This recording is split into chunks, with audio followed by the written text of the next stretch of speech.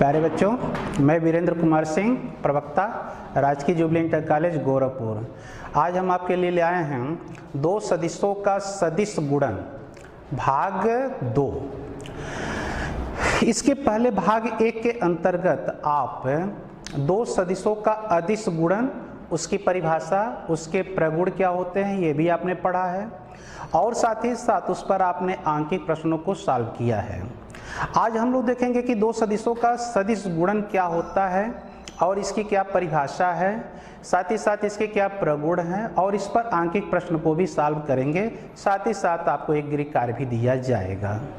आइए अब हम लोग देखते हैं कि क्या चीज़ होता है दो सदिशों का सदिश गुणन।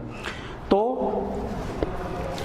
अब आइए देखिए, दो सदिशों का सदिश गुणन एक सदिश राशि होती है जिसका परिमाण दोनों सदिशों के परिमाणों और उनके बीच के कोण की ज्या के गुणनफल के बराबर होता है और इसकी दिशा दोनों सदिशों के तल के लंबवत होती है और दक्षिणावर्ती पेच के नियम द्वारा निर्धारित की जाती है।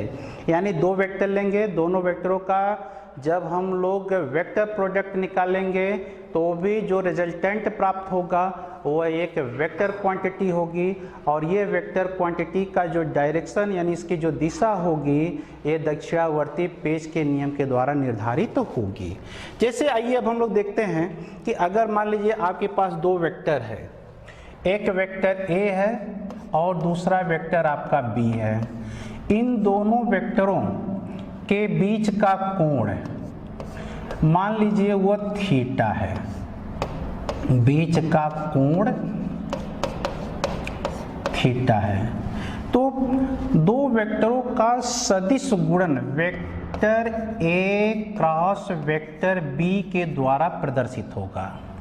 ये बराबर हो जाएगा इनके परिमाणों यानी AB, इनके बीच के कोण की ज्या यानी sign theta into unit vector n, जहां यूनिट वेक्टर n यह vector A cross vector B की दिशा में एकांक वेक्टर है, एकांक वेक्टर है। अब अगर आप इसका परिमाण निकालना चाहें तो परिमाण हो जाएगा कि vector A cross vector B का मॉड यानी mod of vector A cross B is equal to हो जाएगा AB साइन थीटा। क्योंकि आप लोग जानते हैं कि यूनिट वेक्टर का परिमाण एक होता है, 1 होता है, यानी mod of unit vector n is equal to 1। अब हम लोग इसकी दिशा निर्धारित करते हैं। तो vector A cross vector B की दिशा निर्धारित करने के लिए हम लोग ये देखते हैं कि दो नियम का प्रयोग करते हैं। यहाँ देखिए, vector A cross vector B की दिशा वेक्टर A और वेक्टर B के तल के लंबवत होगी और इसे दो नियमों द्वारा प्राप्त किया जाता है। तो पहला नियम है दक्षिणावर्त पेच का नियम। अब यहाँ पर क्या करिए, आप जो दो वेक्टर लिए हैं वेक्टर A और वेक्टर B, इनको एक संपाती यानी एक ही बिंदु से खींच लीजिए। ठीक, अब क्या करते हैं कि एक स्क्रू लेते हैं यानी एक पेंच लेंगे और उस पेंच का यहाँ पर जो आधार होता है जहाँ से हम स्क्रू ड्राइवर लगाते हैं उसे हम लोग क्या करते हैं कि यहाँ देखिए मिस प्रिंटिंग है, वेक्टर A और वेक्टर B होगा। तो दक्षिणावर्ती पेच का जो अक्ष है वेक्टर A तथा वेक्टर B के तल के लंबवत रखकर पेच के शीर्ष, जो ये शीर्ष देख रहे हैं आप, इस यच को A से B की ओर यानी छोटे कोण से आप घुमाएंगे तो छोटे कोण से घुमाने पर इस पेच का जो बिंदु P है जिस दिशा में बढ़ेगा वही vector A cross vector B की दिशा होगी। यानी इसको ड्राइवर से जब आप ऐसे छोटे कोण वेक्टर A से वेक्टर B की ओर घुमाएंगे तो जो इसकी दिशा होगी वही vector A cross vector B की दिशा होगी। तो यहाँ पर हम लोग क्या किए हैं कि छोटे कोण वेक्टर A से वेक्टर B की ओर घुमाए हैं और ये पेच ऊपर की ओर आगे बढ़ रहा है, यानी वेक्टर A और वेक्टर B के तल के लंबवत vector A cross vector B की दिशा ऊपर की ओर है। आइए अब हम लोग देखते हैं दूसरा नियम क्या कहता है, जिसे हम लोग कहते हैं दाएं हाथ का नियम। इस दाएं हाथ के नियम में हम लोग क्या करते हैं कि वेक्टर ए और वेक्टर बी को इस प्रकार रखते हैं कि उनकी पूंछ समपाती हो। दाएं हाथ की हथेली को वेक्टर ए और वेक्टर बी के लंबवत रखकर, ऐसे आप लंबवत रखिए, रखकर हथेली के तल अंगूठे तथा अंगुलियों को परस्पर लंबवत करें।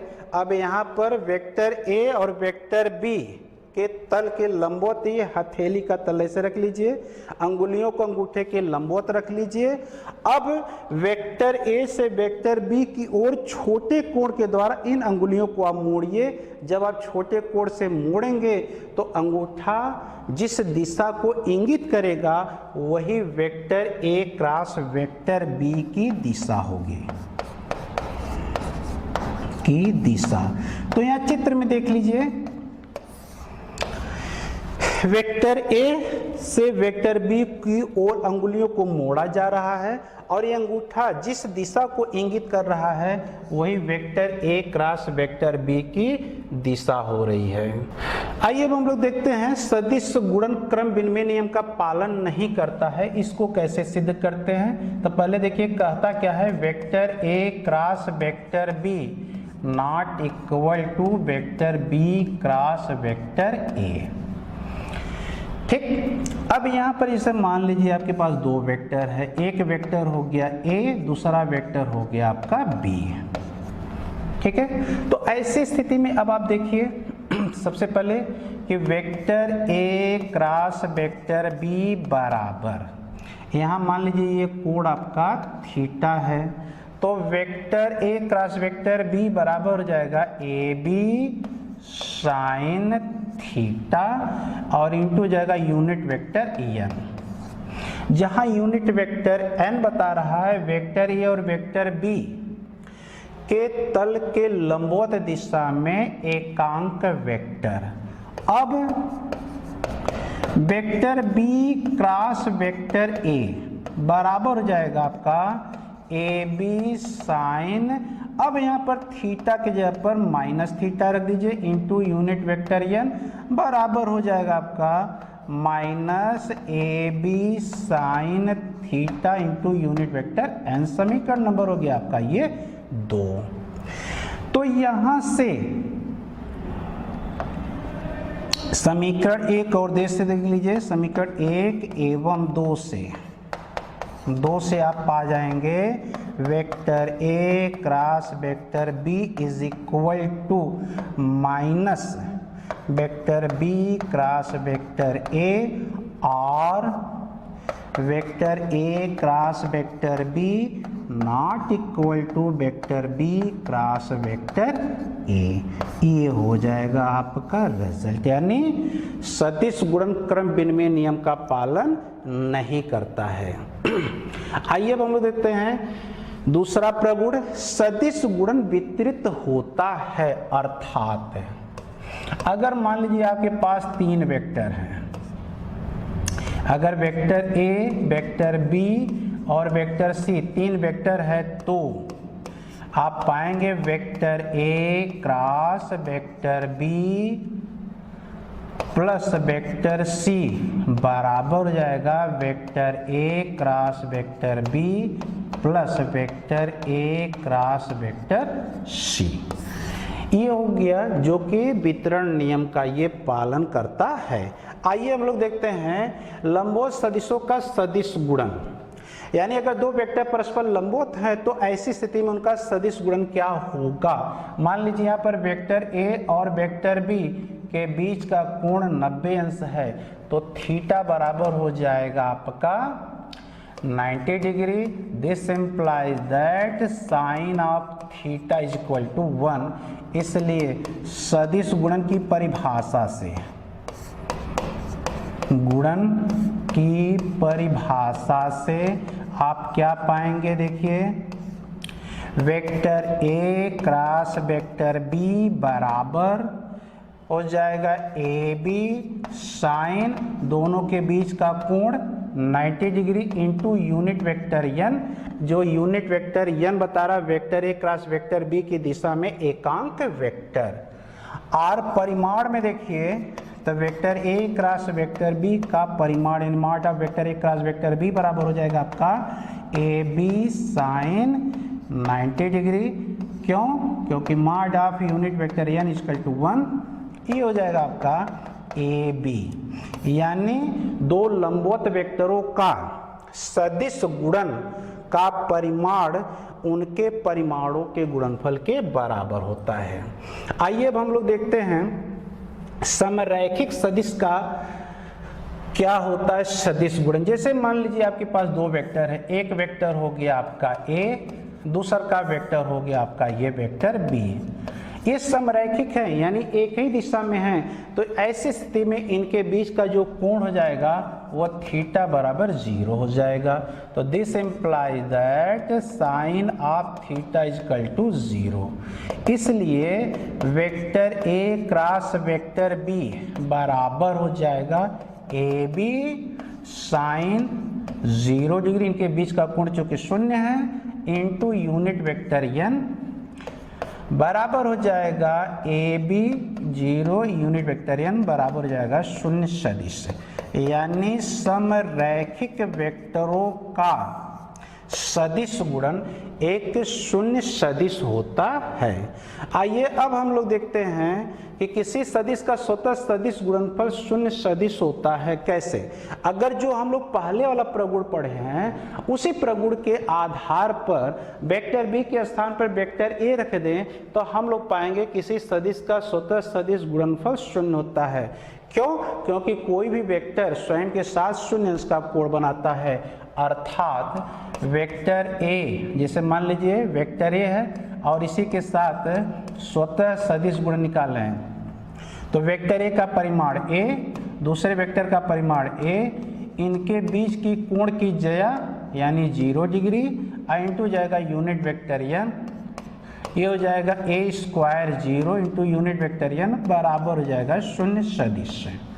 यानी किसी सदिश का स्वतः सदिश गुणनफल 0 सदिश होता है। ये प्रगुण याद रखिए। आगे अभी हम लोग चल करके ये देखेंगे कि जब लंब कोणीय एकांक सदिश का हम लोग सदिश गुणन निकालेंगे तो इस प्रगुण का हम लोग प्रयोग करेंगे।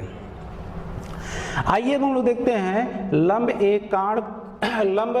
कोणीय एकांक सदिशों यानी यूनिट वेक्टर आई, यूनिट वेक्टर जे और यूनिट वेक्टर के का सदिश गुणन।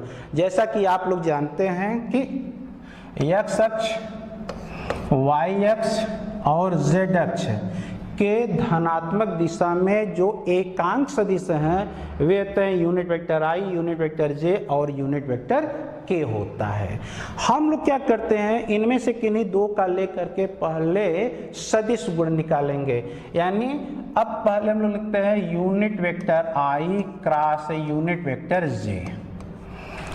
अब देखिए unit vector I cross unit vector जे, तो ऐसी स्थिति में आई का परिमाण 1, जे का परिमाण 1 इंटू साइन, इनके बीच का कोण 90 अंश होता है क्योंकि ये परस्पर लंबवत होते हैं, इंटू हो जाएगा इन दोनों के उभयनिष्ठ तल के लंबवत दिशा में एकांक सदिश, वो हो जाता है आपका यूनिट वेक्टर के, तो हो जाएगा unit vector K are unit vector I cross unit vector J is equal to हो जाएगा आपका यूनिट वेक्टर के। ये हो जाएगा समीकरण नंबर 1 है। अभी आप देखें इसके पहले कि vector A cross vector B is equal to minus vector B cross vector A, तो इसके आधार पर आप लिख सकते हैं कि unit vector I cross unit vector J बराबर minus unit vector J cross unit vector I is equal to हो जाएगा के। ये हो जाएगा क्वेश्चन नंबर 2। इसी प्रकार आप लिख सकते हैं कि unit vector J cross unit vector K is equal to minus unit vector K cross unit vector J बराबर हो जाएगा यूनिट वेक्टर आई। ये हो जाएगा क्वेश्चन नंबर 3। और या तथा लिख सकते हैं कि unit vector K cross unit vector I is equal to minus unit vector I cross unit vector K is equal to हो जाएगा यूनिट वेक्टर जे। ये हो जाएगा इक्वेशन नंबर 4। इसको आप चाहें तो ऐसे भी याद रख सकते हैं, ये हो जाएगा आई, ये हो गया यूनिट वेक्टर जे और ये हो गया यूनिट वेक्टर के। जब आप क्लॉकवाइज ऐसे चलेंगे तो ऐसी स्थिति में दो क्रमागत का सदिश गुणन ये पॉजिटिव होगा, लेकिन जब एंटी क्लॉकवाइज में चलेंगे तो किन्हीं दो क्रमागत का सदिश गुणन निगेटिव होगा। इसी के आधार पर आइए हम लोग देखते हैं लंब कोणीय एकांक सदिशों का सदिश गुणन। तो किसी लंब कोणीय एकांक सदिश यूनिट वेक्टर आई, यूनिट वेक्टर जे और यूनिट वेक्टर के का स्वतः सदिश गुणन देखेंगे। आप लोग पढ़ चुके हैं कि किसी सदिश का स्वतः सदिश गुणनफल जीरो वेक्टर होता है। इसी के आधार पर आप पाएंगे कि unit vector I cross unit vector I is equal to zero vector, unit vector J cross unit vector J is equal to zero vector तथा unit vector K cross unit vector K is equal to zero vector. अतः आप लिख सकते हैं कि I unit vector I cross unit vector I is equal to unit vector J cross unit vector J is equal to जाएगा unit vector K cross unit vector K is equal to zero vector. आइए अब हम लोग देखते हैं इन पर आधारित एक अनुप्रयोग। अगर कहने का तात्पर्य यह है कि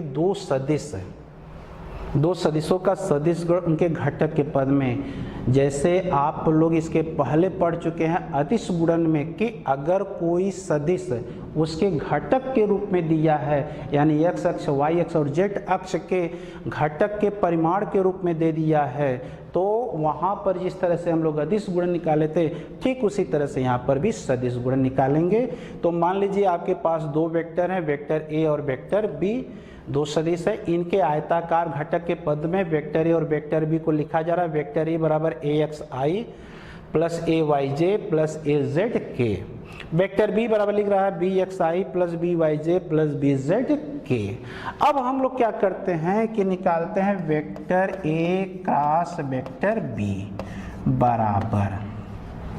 तो सबसे पहले आप क्या करिए, वेक्टर ए का मान यहाँ से उठा लीजिए, तो ए x I plus A Y unit vector J plus A Z unit vector के, और ये हो जाएगा क्रॉस। अब वेक्टर बी का वैल्यू ये रख दीजिए, तो B X unit vector I plus B Y unit vector J plus B Z unit vector K. अब क्या करिए, आप इसका पहला पद लीजिए, इसके तीनों पदों के साथ आप सदिश गुणन निकालिए, यानी cross product.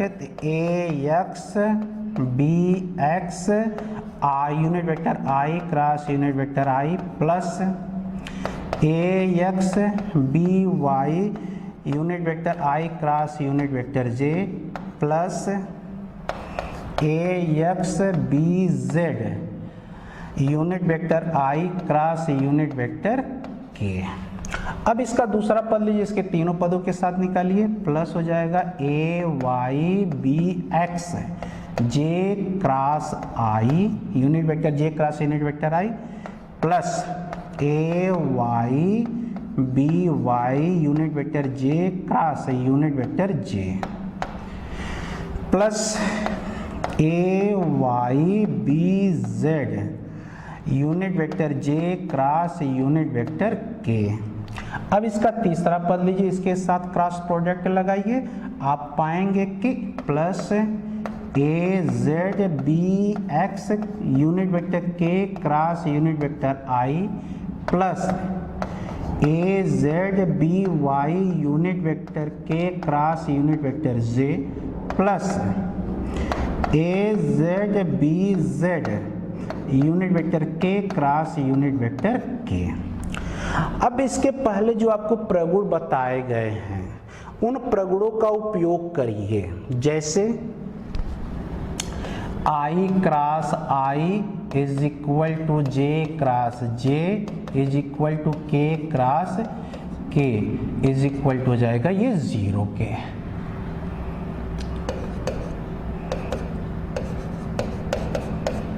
Is equal to है ये 0 के हो गया, ठीक। और साथ ही साथ अब यहाँ पर हम लोग देखेंगे, यहाँ एक फिगर बना लीजिए, इससे गलती होने के चांस कम जाते हैं। Unit vector I, unit vector J और यूनिट वेक्टर हो जाएगा K। अब यहाँ पर देखिए बराबर के नीचे बराबर लगाइए, I क्रॉस I ये 0 जगह तो पहला पद हो गया 0 plus AX BY I cross J, तो I cross J equal to हो जाएगा K, तो AX BY ये हो जाएगा आपका unit vector K plus AZ BZ I cross K, I cross K ये माइनस हो जाएगा माइनस J, तो ये हो जाएगा माइनस AX BZ ये हो जाएगा आपका J। अब यहाँ पर देखिए plus AY BX J cross I, J cross I minus आपके हो जाएगा आपका, तो AY BX ये हो जाएगा यूनिट वेक्टर K प्लस यहाँ पर आप पाएंगे AY BY इसकी वैल्यू हो जाएगा 0, तो यहाँ पर ये हो गया 0। AY BZ J cross K, J cross K equal to I हो जाएगा, तो हो जाएगा प्लस AY BZ ये हो जाएगा आपका J cross K equal to हो जाएगा यूनिट वेक्टर I, ठीक। अब आते हैं हम लोग तीसरे पद पर, AZ BX unit vector K cross unit vector I, तो K cross I equal to J हो जाएगा, तो प्लस हो जाएगा AZ BX unit vector J, AZ BY K cross J, K cross J equal to minus of I हो जाएगा, तो ये हो जाएगा आपका माइनस AZ BY और ये हो जाएगा K cross J equal to हो जाएगा माइनस I, तो यूनिट वेक्टर I यहाँ माइनस हो गया। अब प्लस थर्ड टर्म जो इसका हो जाएगा ये प्लस हो जाएगा आपका 0, ठीक। अगर आप इसको और सिंप्लीफाई करते हैं तो हमको एक सारणिक मिल जाता है और उसको हम लोग इस रूप में लिखते हैं कि vector A cross vector B is equal to यह हो जाएगा I J K AX AY AZ BX BY BZ। तो यहाँ पर एक सारणिक हो गया और ये सारणिक जो है आपका 3/3 यानी 3 यहाँ पर पंक्ति हैं और 3 यहाँ पर स्तंभ हैं। जब हम लोग इस सारणिक को तोड़ेंगे तो तोड़ने का इसका नियम होता है कि ये प्लस माइनस प्लस इस रूप में चलता है, तो जिस पंक्ति में और जिस स्तंभ में I रहेगा उसको छोड़ देते हैं, बकिया 2 का गुणा निकाल लेते हैं। जिस पंक्ति और स्तंभ में J होगा उसको हम लोग छोड़ देंगे। इसी तरह K के लिए भी देख लेंगे और आपका देखा जाए तो इस तरह से आप एक सारणिक पाएंगे, यानी 2 वेक्टर जो कि उसके आयताकार घटक के रूप में दिए हैं उनका जब हम लोग क्रॉस प्रोडक्ट यानी सदिश गुणन निकालेंगे तो सदिश गुणन में आप पाएंगे कि वो एक सारणिक के रूप में लिख सकते हैं। आइए अब हम लोग देखते हैं सदिश गुणन के उदाहरण। सदिश गुणन के उदाहरण में सबसे पहले बल आघूर्ण है, ठीक है। मान लीजिए यहाँ कोई एक बिंदु P लिए है, उस बिंदु P पर हम लोग कोई बल F लगाए हैं और इस बल का जो क्रिया बिंदु है यानी क्रिया रेखा का जो ये क्रिया बिंदु मिल रहा है मूल बिंदु O के सापेक्ष इसका स्थित सदिश वेक्टर R है, ठीक। तो इस मूल बिंदु के सापेक्ष बल F का अगर हम लोग बल आघूर्ण निकालें तो वो हो जाता है vector tau equal to vector R cross vector F है। और वेक्टर टाउ की जो दिशा देखा जाए तो Z अक्ष के वो अनुदिश होगी, यानी जिस तल में आपका वेक्टर r है और वेक्टर f है, उसके लंबवत है और ये दक्षिणावर्ती पेश के नियम के द्वारा दिया गया है। आइए अब हम लोग इसका दूसरा उदाहरण देखते हैं। कोणीय संवेग। मान लीजिए कोई कण है जिसका द्रव्यमान स्मॉल m है और उसका वेग v है और वहाँ पर देखा जाए तो किसी समय वह बिंदु P पर है, ठीक है, और इस बिंदु P का मूल बिंदु O के सापेक्ष किसी सदिश वेक्टर R है। तो ऐसी स्थिति में इस रेखीय संवेग, जो रेखीय संवेग मिलेगा, रेखीय संवेग वेक्टर P बराबर m वेक्टर V हो जाएगा। ठीक, अब इस रेखीय संवेग का जब हम लोग आघूर्ण निकालते हैं तो हमको कोणीय संवेग J मिलता है। तो J बराबर होता है, यानी vector J is equal to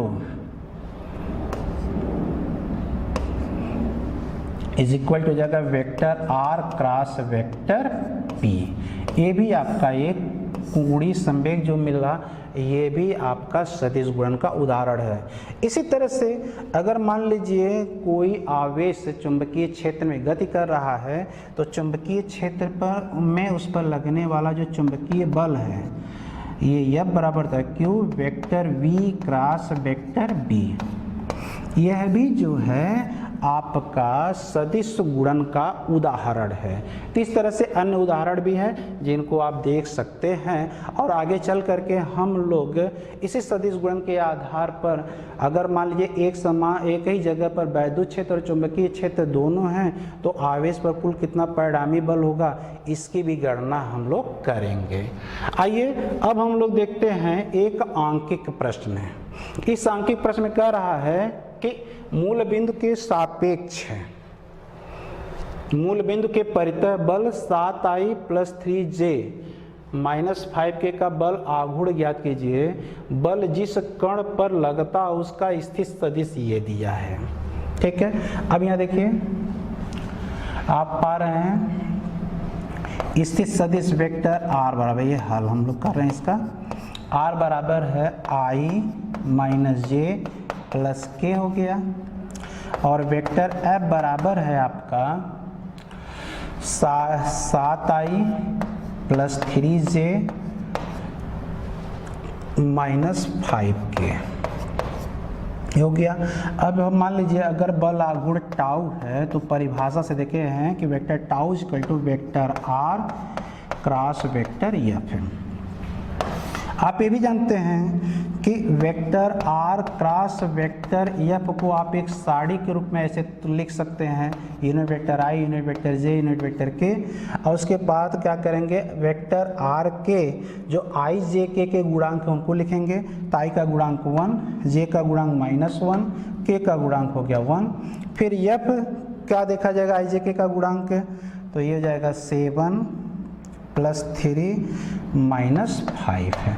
अब आप इसको तोड़ दीजिए, तो जब तोड़ेंगे तो आप पाएंगे, देखिए आप इसको छोड़ दीजिए, -1 - 5 का गुणा करेंगे हो जाएगा 5, इसका जब गुणा करेंगे हो जाएगा 3, तो ये हो जाएगा -3, ये हो जाएगा i - j, जिस स्तंभ में और जिस पंक्ति में j उसको छोड़ दीजिए, तो इसका यहाँ से गुणा करिएगा तो -5 हो जाएगा।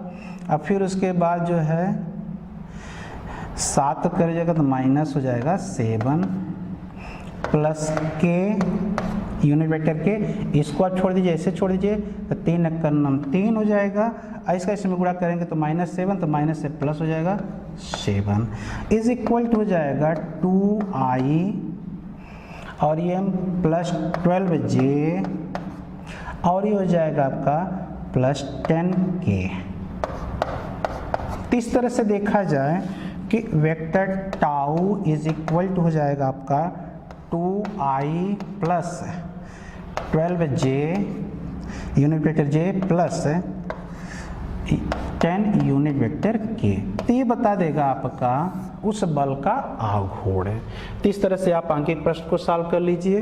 ठीक, अब मान लीजिए, आइए हम आपको गृह कार्य देते हैं। गृह कार्य में आप लोग इसे मान लीजिए, पहला, यदि वेक्टर a बराबर 2i unit vector i plus 3 unit vector j plus 4 unit vector k, vector b is equal to unit vector i माइनस 2 unit vector j minus 3 unit vector k। यह है तो आप vector a cross vector b की value निकाल लीजिए, पहला देख लीजिए। दूसरा निकाल लीजिए vector b cross vector a की वैल्यू क्या होगी, ठीक। और यदि यही देखा जाए तो दूसरे में आप लोग वेक्टर a एवं वेक्टर b के बीच का कोण ज्ञात कीजिए, कोण ज्ञात कीजिए। तो बच्चों ये था आज के लिए। आगे आशा करते हैं कि आपको आज के पढ़ाए गए तथ्य भली बात समझ में आए होंगे और आप इसका अध्ययन करिए। आगे जब हम लोग प्रोजेक्टाइल मोशन यानी प्रक्षेप गति पढ़ेंगे तो हम इसका उपयोग और अच्छी तरह से करेंगे। आज के लिए बस इतना ही, धन्यवाद।